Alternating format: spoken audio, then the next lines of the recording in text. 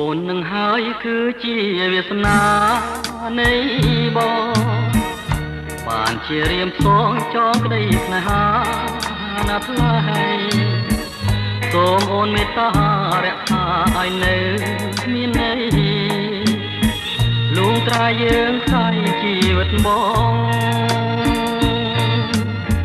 រូបអូននឹងហើយគឺព្រំលិខិតចាមករៀមខំស្វែងរកធ្វើមកជួបแทนផងស្នេហាលាដៃចាប់យើងទាំងពីរតួអង្គឲ្យត្រឹមត្រូវក្នុងចំណុចគូព្រេងអង្គឲ្យវាសនាខ្ញុំមកធ្វើមិនឡើយឲ្យនាងជឿសុំលេងថាស្រីមានរូបស្រស់ក្មេង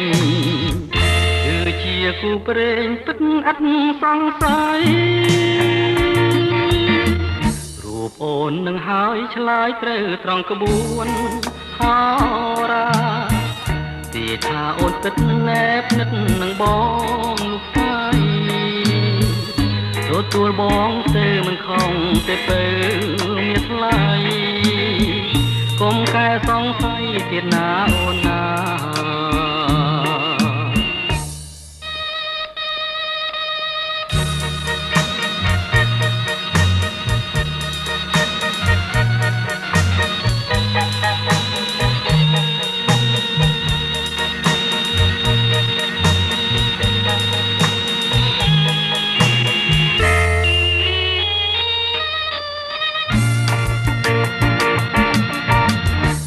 អូននឹងហើយឆ្លើយត្រូវត្រង់ក្បួនហោ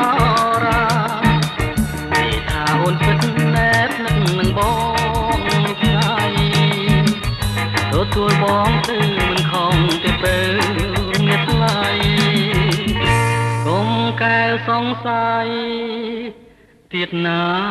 អូនណា